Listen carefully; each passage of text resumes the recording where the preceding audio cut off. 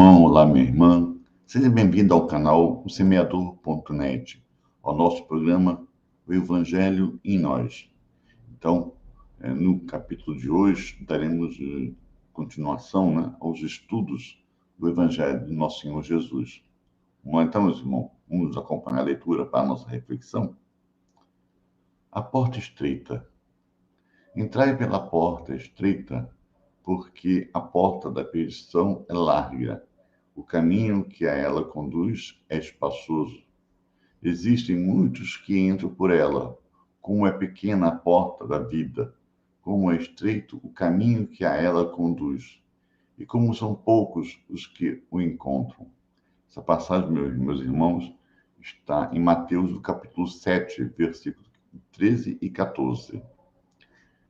Tendo alguém feito a Jesus esta pergunta, Senhor, são poucos que se salvam? Ele lhe respondeu, esforçai-vos para entrar pela porta estreita, pois eu vos asseguro que muitos procurarão por ela entrar e não o conseguirão. E quando o pai de família houver entrado e fechado a porta, e vós, do lado de fora, começardes a bater, dizendo, Senhor, abre a porta para nós. Ele vos responderá, não sei de onde sois. Então começareis a dizer, nós comemos e bebemos em tua presença e nos ensinastes em nossas praças públicas. E ele vos responderá, não sei de onde sois. Retirai-vos de mim, todos vós que cometeis a iniquidade. Haverá então pranto e ranger de dentes, quando virdes de que Abraão, Isaque e Jacó e todos os profetas estão no reino de Deus, e que vós ficais fora dele, e muitos virão do Oriente e do Ocidente, e do setentrião, que é o norte, e no meio-dia, que é o sul, e terão lugar no banquete do reino de Deus. Então, aqueles que são os últimos serão os primeiros, e os que são os primeiros serão os últimos.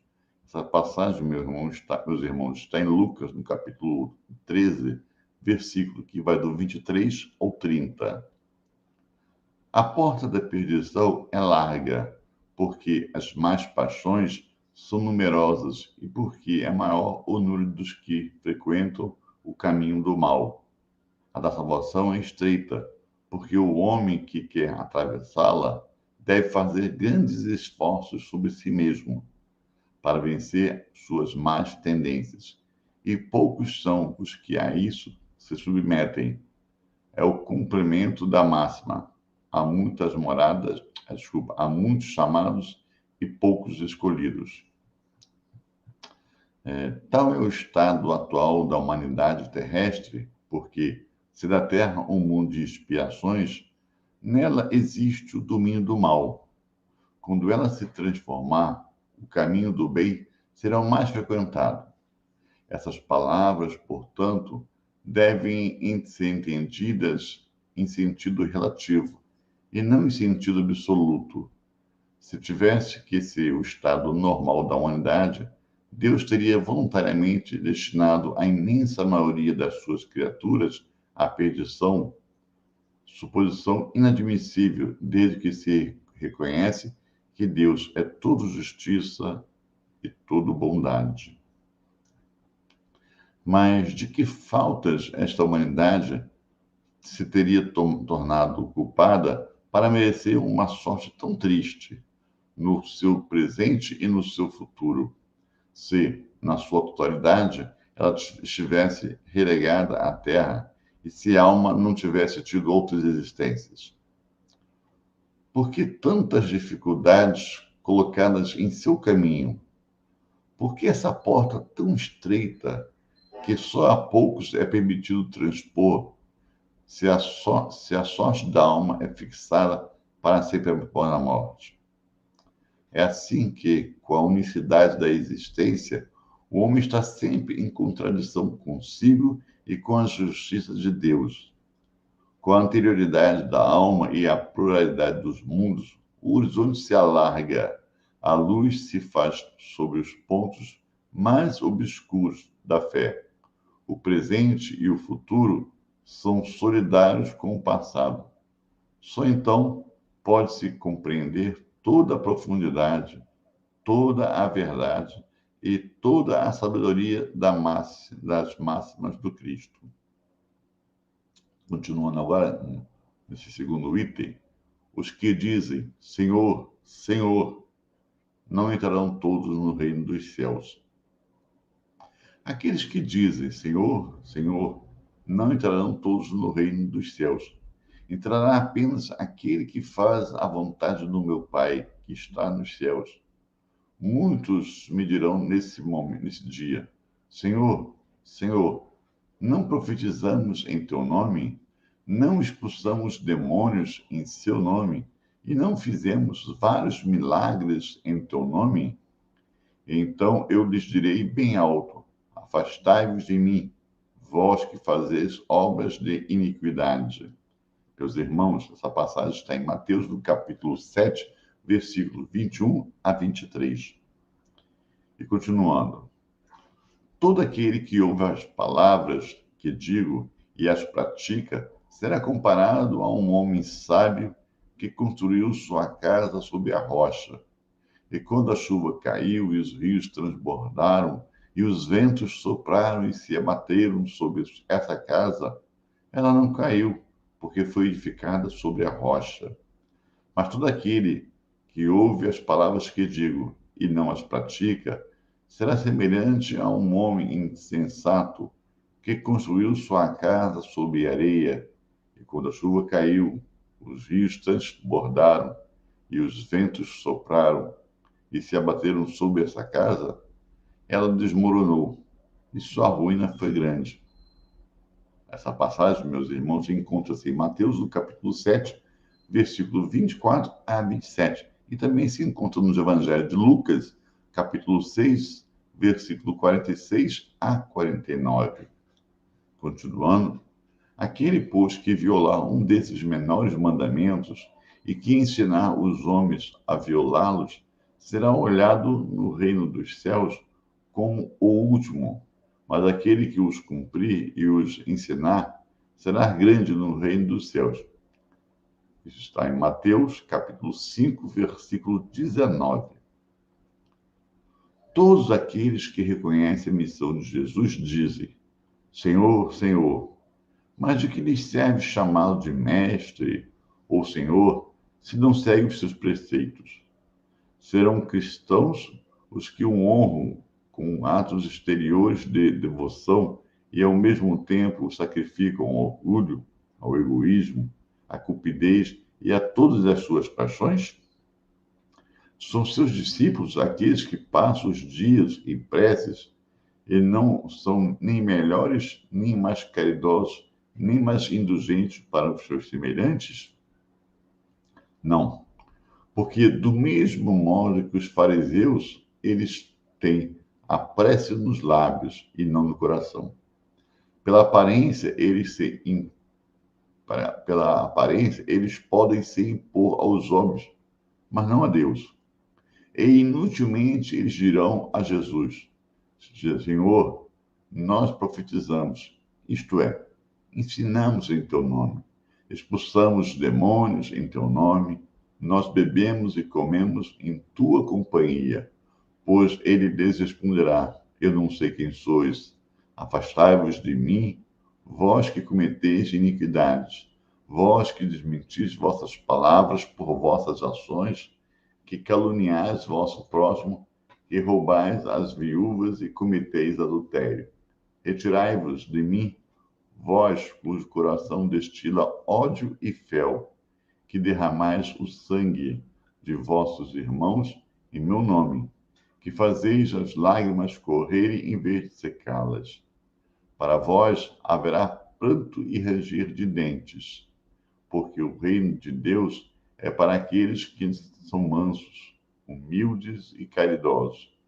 Não espereis dobrar a justiça do Senhor pela multiplicidade das vossas palavras e das vossas genuflexões.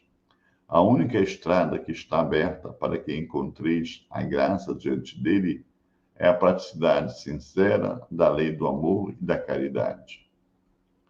As palavras de Jesus são eternas, porque são a verdade, são não só a salvaguarda da vida celeste, como a garantia da paz, da tranquilidade e da estabilidade nas coisas da vida terrestre. Eis porque todas as instituições humanas, políticas, sociais e religiosas que se apoiarem nessas palavras serão estáveis como a casa construída sobre a rocha. Os homens as conservarão porque nelas encontrarão sua felicidade.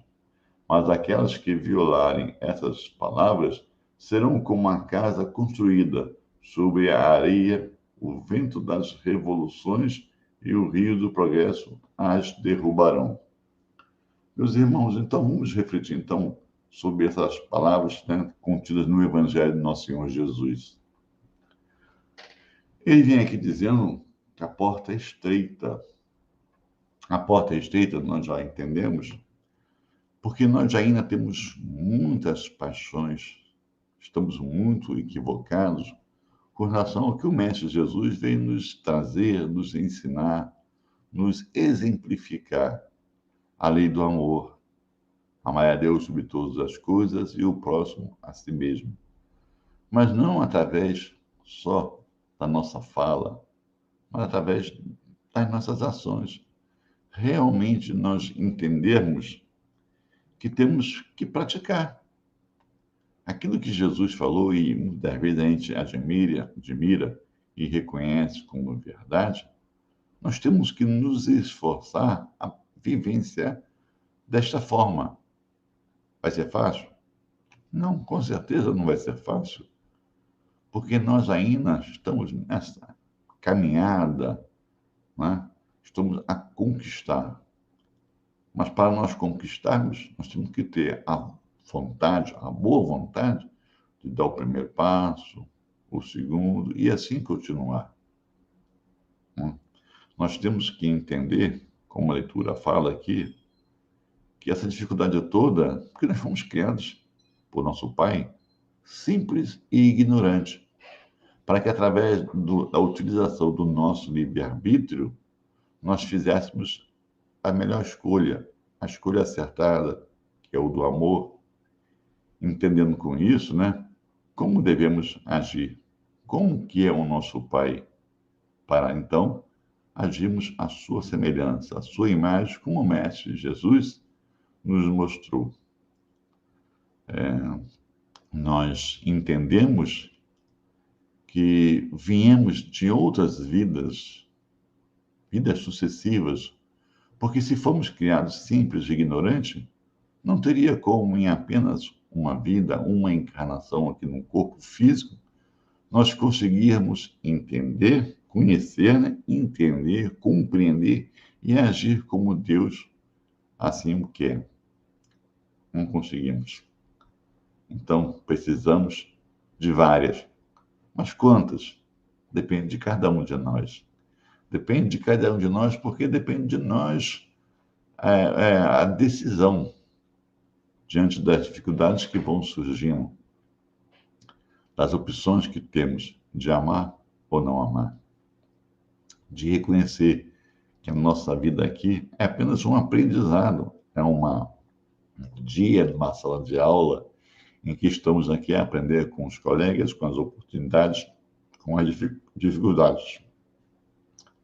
Então, se assim entendemos, a chance de nós darmos um passo acertado, um passo na direção do bem, na direção do amor, na direção de Deus, é maior. E aí a gente vai antecipando, né, a nossa chegada, o nosso objetivo. Mas se nós, por comodidade, por preguiça, por má vontade, não escolhemos este caminho, né, escolhemos o nosso egoísmo, o nosso orgulho, a nossa vaidade, então não é que Deus nos castiga, mas nós vamos ficando mais tempo numa situação que não é a da verdadeira felicidade. Não é verdade? Então a opção é sempre nossa. Ele coloca aqui a questão do Senhor, Senhor, porque nós aqui estamos aqui a refletir sobre o Evangelho, nós nos colocamos cristãos, como cristãos. Mas a pergunta que cada um temos que fazer para nós mesmos e temos que buscar a resposta. Agimos como tal?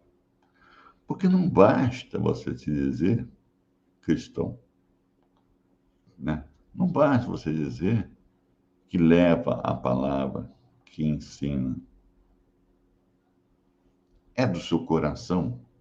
Muitas das vezes você se diz cristão para ser aceito na comunidade.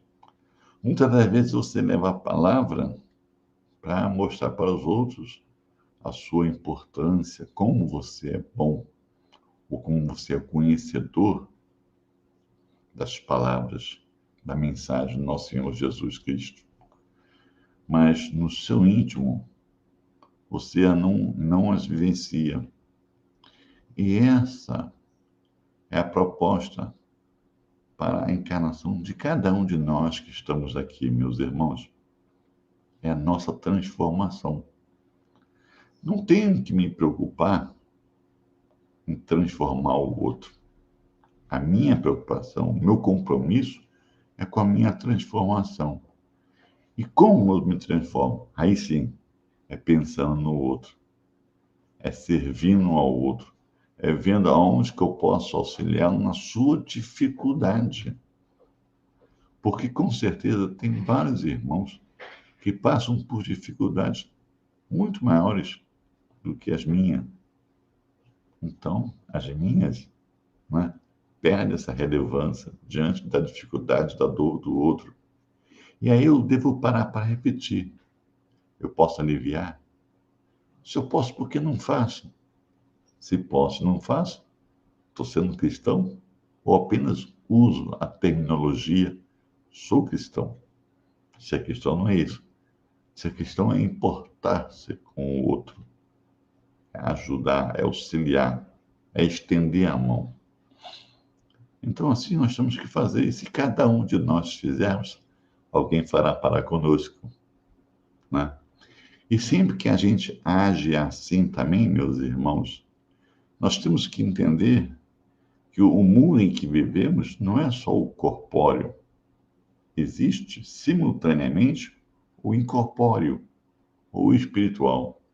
E com a nossa conduta, com o nosso pensamento, vamos atraindo para junto de nós espíritos simpáticos ao nosso pensamento, à nossa conduta. Então, se fazemos o bem, que é difícil para nós no estado que nós estamos, porque somos espíritos em mundos de expiações e provas, como o próprio texto nos relembra.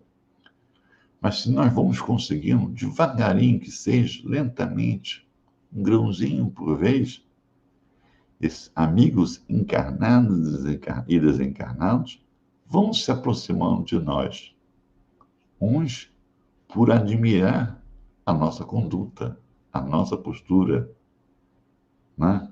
E em ver em nós um exemplo, um modelo, então quer seguir de perto para aprender conosco. Olha só a nossa responsabilidade. Outros meus irmãos vão vendo em nós aquele irmão que participa do mesmo, compartilha, melhor dizendo, do mesmo ideal, vai nos enxergando e aí vai nos auxiliando a se aproximar, né, deles que estão mais avançados que nós.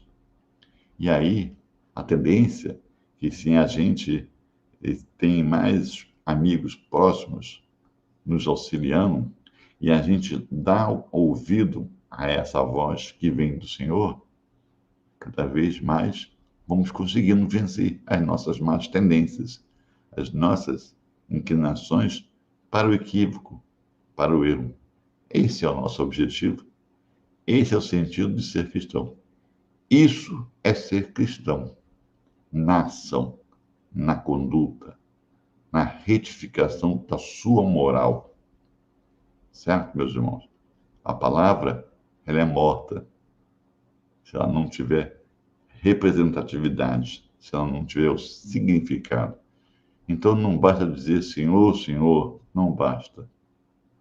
Tem que agir, tem que ser do Senhor, tem que carregar Jesus em seu coração, senti-lo, respirá-lo, como ele um dia falou, que já era o Pai que existia nele, não era mais ele, e sim o Pai.